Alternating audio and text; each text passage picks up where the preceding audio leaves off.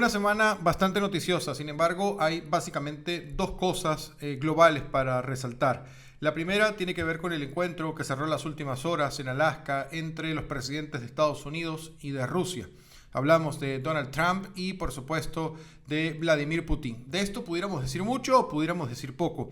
En principio, porque no hay ningún acuerdo de esta cumbre, al menos un acuerdo tangible que pueda poner fin a la invasión de Rusia a territorio ucraniano o que al menos derive en un alto al fuego prolongado, definitivo o parcial que permita seguir buscando alternativas al fin de esta masacre que ocurre en el este de Europa en los últimos meses, en los últimos años.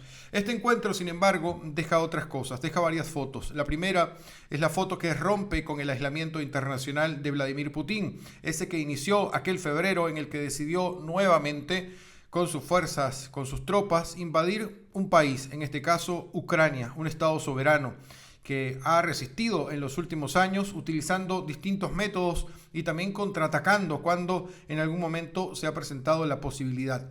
Se rompe este aislamiento que los países del mundo, al menos los de Occidente, han impuesto a Vladimir Putin. ¿Por qué? Porque hace esta reunión en un lugar bastante simbólico, es decir, hace un viaje a territorio de los Estados Unidos. Hay que recordar que Alaska, por inhóspito que parezca, por intrascendente que parezca, es un territorio clave en el mundo y políticamente bastante simbólico. En la diplomacia internacional bastante simbólico. ¿Por qué? Porque fue territorio ruso y ahora es territorio norteamericano, es territorio de los Estados Unidos de Norteamérica, es un estado de los Estados Unidos.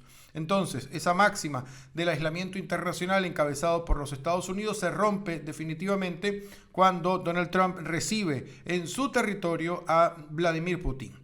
Y esto, por supuesto que la foto que le da la vuelta al mundo tiene que ver con ellos dos, sentados, conversando, dialogando, y aunque no haya acuerdos, tampoco sabemos todo lo que se dijo en esta reunión, no sabemos todo lo que se pudo haber dicho en este encuentro, y eso deja la puerta abierta para que en los próximos días, las próximas semanas, tengamos algún tipo de detalles. Estos son los hechos. El hecho es que la reunión se dio. El hecho es que la cumbre ocurrió. El hecho es que hay una fotografía de Vladimir Putin con el presidente de los Estados Unidos, pese, repito, al aislamiento internacional decretado en los últimos años contra el gobierno ruso por distintas razones, entre ellas por la violación sistemática a los derechos humanos, por haber invadido un país, etcétera, etcétera, etcétera.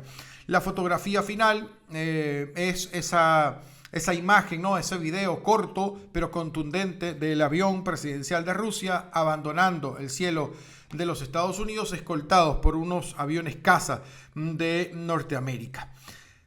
No hay alto al fuego. Europa, Ucrania no pueden respirar aliviados de esto. Hay que recordar también que Donald Trump dijo que si ganaba las elecciones en un par de días, como mucho, se terminaba esta y otras guerras, cosa que no ha ocurrido, por supuesto. Y ha sido enfático Ucrania en decir que no va a ceder su territorio, que no va a entregar el espacio que ha conquistado con los años, que se le otorgó en su independencia, que se lo ganó en su independencia después de la caída de la Unión Soviética, cuando se conformó el Estado ucraniano. Y su presidente, Volodymyr Zelensky, además no lo tiene permitido por la Constitución entregar su territorio. Sería una vulneración clara a su propia Constitución, a sus propias leyes.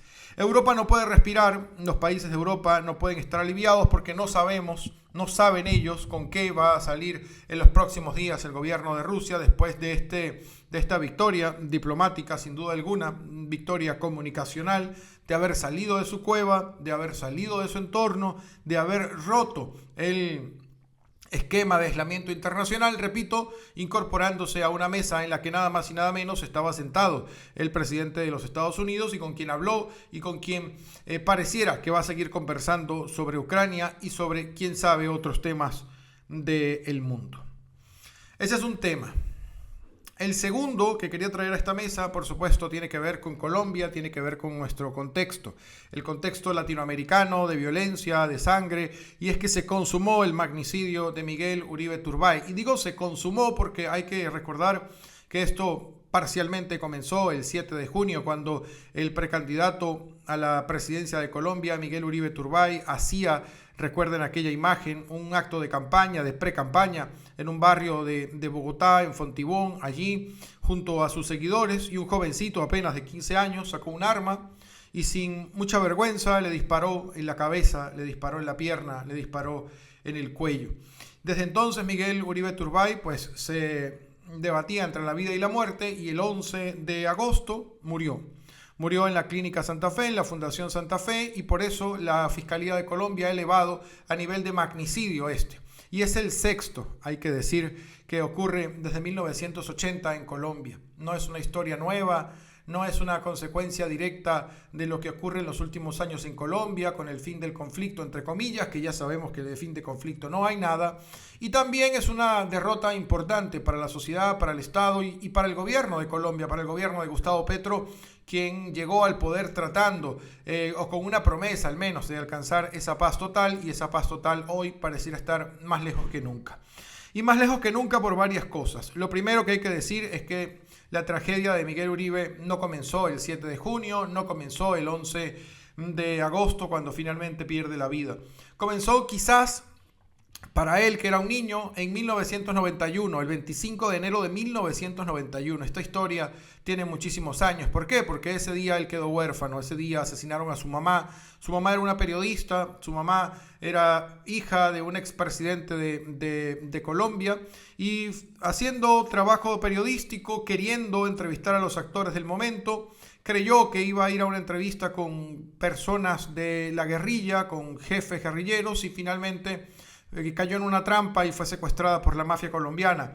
La mafia colombiana la mantuvo en cautiverio por varios meses, a ella, a sus asistentes, a los productores, a los cámaras.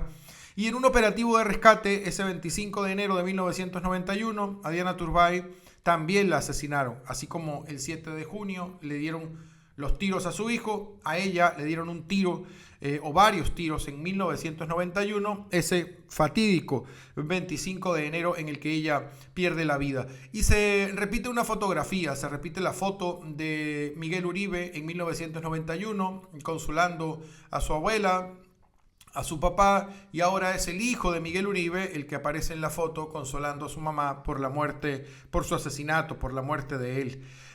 Es una historia que, repito, desde 1991 estaba inconclusa. ¿Qué probabilidades había que madre e hijo fueran asesinados por la mafia colombiana? Pareciera que ninguna, pero ha ocurrido, y ha ocurrido en Colombia.